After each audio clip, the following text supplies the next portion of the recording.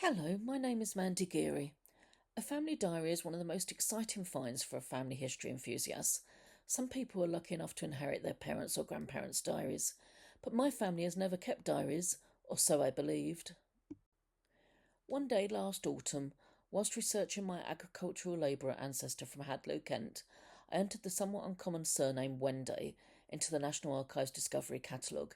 Imagine my delight when among the results was the following entry: Wenday Walter, 1880 to 1974, boot and shoemaker, diaries, 62 volumes of a deaf and dumb bootmaker, including references to weather, social life, sporting events, and local, national, and international events. I immediately checked my family tree, and sure enough, there was Walter, nephew of my three times great grandmother, Harriet Wenday, and therefore my first cousin 4 times removed. Walter was the only son of Walter and Emma Wenday, a grocer of Hadlow, Kent. He had two older and two younger sisters, Gertrude known as Gertie, Mary known as Polly, Emma known as Sissy, and Lizzie known as Lily, and he outlived them all. As well as the diaries, Kent Archives held letters sent by Walter to his family whilst he was a pupil at the Asylum for Deaf and Dumb Children of the Poor. The school records revealed that Walter had not been born deaf, but had become deaf as a result of whooping cough before the age of 1. The school was another rabbit hole to fall into, and I have since set up a one-place study on the school, as well as help coordinate a Forgotten Woman Friday, which took place at the end of August, to research girls from the school. The diaries were a joy. Walter's writing was neat and very easy to read, and accompanying letters between him and his family demonstrate what a loving and close family they were. And whilst I'm still only just a third of the way through the diaries, those that I've read so far offer a captivating insight not only into life in a Kentish village, but in the early to mid-20th century too. They also clearly demonstrate that Walter refused to allow his disability to either define or limit him, living a rich and fulfilled life surrounded by family and friends. The diaries cover the years 1905 to 1974, covering a period in history with so many significant and dramatic events. It is clear from the various newspaper cuttings that were carefully tucked into different volumes of the diaries that Walter was intent on breaking the record for the longest continuous diary writing. Unfortunately, he didn't quite manage that. However, rather impressively, he did continue to write for 69 years, until a few days before his death, aged 94, only dictating his thoughts in the very last week of his life. Just over a quarter of the 62 volumes of diaries Walter kept are devoted to just 10 years, covering the two world wars. Sadly, it's impossible to do all 10 volumes justice in this short talk, but I'd like to highlight a few things that I found of interest. In the weeks leading up to Britain joining the Great War, Walter describes daily world events and their impacts. On the 24th of July, he writes he is going to write a copy of Our Diary of the War in War Illustrated. And then on the 27th of July, he explains how excited villagers watch Flight Lieutenant C.H. Collett land his monoplane in a field, and then the next day fly around Hadlow. On the 31st of July, just before the bank holiday weekend, as well as updates on the political uncertainty, he records the closing of the London Stock Exchange. Over the bank holiday weekend, as well as continuing to describe latest hostilities and developments, Walter states that the bank rate had raised 10%, and the passing of the moratorium bill and the extension of the bank holiday to August 7th. Teetering on the verge of war, the Treasury needed to act fast to contain possible financial crisis, which had seen the London Stock Exchange close for the first time in its 117-year history. In the event, it stayed shut for 5 months. One of the consequences of dealing with this was a temporary increase in bank rate from 3 to 4%, then to 8%, and eventually 10%. Walter mentions in extremely quick order. As was Walter's style, he immediately goes from reporting something very serious to something light-hearted or everyday. He goes on to write, spent bank holiday at Margate, visited the haunted castle, Fairyland and Joywheel. Saw seaplane flying over the sea 3 times. Also Sir Shackleton's ship lying off the jetty. Had a bathe in the sea. Arrived home safe very late, about 1 o'clock after midnight. Mother and Dad had a day at Hastings. They walked home late, about 11:30 tonight.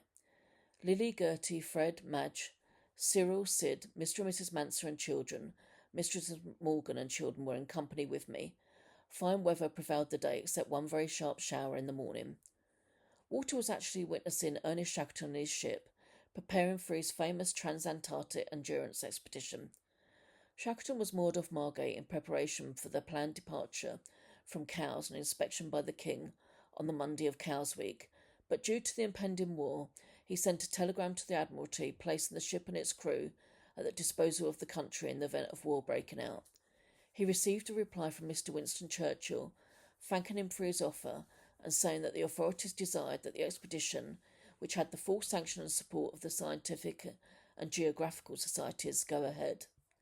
The Endurance therefore sailed to Plymouth, and on the Tuesday, just before war broke out, the King sent for Shackleton and handed him the Union Jack to carry on the expedition. They eventually set sail from Plymouth the following Saturday, August the 8th. As war is declared, Walter continues his daily updates, commenting on Lord Kitchener's appointment and writing on 5th of August, "Several of Hadlow men left here this morning, reservist, and tonight at 7:15 our terriers left Hadlow en route for the coast of Great Britain, some Dover, others at the most important places. We gave them a hearty send-off." Another of the actions the Treasury took to quell the risk of financial crisis and to maintain its gold deposits was the issue of small denomination notes that were paper substitutes for the gold sovereign and half-sovereign gold coins, which, as the banks reopened after the extended bank holiday, came into wider circulation. These notes were known as Bradburys or Johns because of the prominent signature of Sir John Bradbury, Permanent Secretary to the Treasury, displayed on them. In amongst the war reporting there are some lighter moments, usually providing cricket commentaries which continued, or family life, but this entry from August 25th, 1914 made me smile, coming immediately after discussion of Zeppelins dropping on Antwerp. A bullock was being taken to a butcher to be slaughtered, and the children upset it by screaming. It ran into Mr. Archie Parrish's shop, round the counter and jumped out of the window, across the fields, round Maidstone Road, and in Reverend S. Moneypenny's field. There it remains till the morning. I also think Walter's comment on December the 28th that Christmas 1914 would be a Christmas that Polly and Frank won't forget is just a little bit of an understatement. Lights Out from 5 p.m. until 7:30 a.m. was introduced in January 1915, and during the spring of 1915 troops continued to be mobilised, with soldiers travelling through Hadlow on their way to Maidstone before heading to France and Flanders on a fairly regular occurrence. I love the idea of the villagers greeting the soldiers with hot cocoa to keep them warm on a bitterly cold day, as mentioned in one of his entries in February 1915. Zeppelins were a regular feature of Walter's diaries, and after one particular eventful period, Walter mentioned that he had signed the Zeppelin Insurance Fund. Apparently, the fear of Zeppelin raids led to many of the national newspapers and magazines offering free Zeppelin insurance to their regular readers. On the night of the 23rd-24th September, 12 naval airship Zeppelins targeted Britain, including 4 of the largest Big 30s type of super Zeppelins. In event, only 2 of the 12 actually achieved anything of importance. L-33 reached London and bombed the East End, causing casualties and fires, but was targeted by both anti-aircraft fire and then by a fighter plane. Reports state that it didn't actually catch fire, but crash-landed in a field between Little Wigborough and Billericay in Essex, where the crew set light to it before being captured. So it's unclear if what Walter's dad and brother-in-law saw was in fact the anti-aircraft fire or the flames from the fire across the Thames in Essex. By 1917, 77 out of the 115 German Zeppelins had been shot down or totally disabled, which led to the Germans switching to the more efficient Gotha and Giant bombers. Walter read widely various editorials, magazines and newspapers, and mentioned several writers regularly. He was particularly fond of articles by Horatio Bottomley, who was the editor of John Bull magazine. Bottomley was the founding chairman of the Financial Times and a former MP for Hackney South, who resigned due to financial extravagance and mismanagement in 1912, but during the war revived his fortunes as a journalist and orator, becoming a leader propagandist for the war effort. Bottomley went from bankruptcy to bankruptcy and ended up with a deserved jail sentence shortly after the war as a result of his fraudulent John Bull victory bond scheme. In the autumn of 1916, the recruiting office wrote to Walter to ask whether he had a military card to confirm he had been rejected from serving due to his disability. As he didn't, he travelled with his dad to Maidstone, where his dad explained and the officer gave Walter a card. He didn't receive his official discharge papers until the end of May the following year, which was of some relief. Jack Rabbit, mentioned here, was a relation by marriage. The 1918 UK general election was called immediately after the armistice with Germany. This was the first general election to be held following the Representation of the People Act 1918, which meant it was the first election in which women over the age of 30, with some property qualification, and all men over the age of 21 were eligible to vote. Counting was delayed until 28th of December so that the ballots cast by soldiers serving overseas could be included in the tallies. The governing coalition under Lloyd George and Bonner sent letters of endorsement to candidates who supported the coalition government. These were nicknamed coalition coupons and led to the election being known as the coupon election.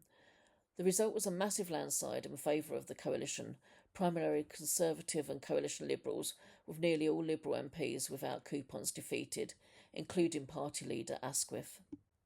It was also the first time women could stand for election. There were 17 female candidates, including 6 suffragists and 5 suffragettes, Christabel Pankhurst being one. Only one was elected, Constance Markievicz, a London-born Irish nationalist politician and suffragist married to a Polish count. However, as a member of Sinn Féin, she didn't take her seat. Sadly, by August 1939, the country was once again on the brink of war.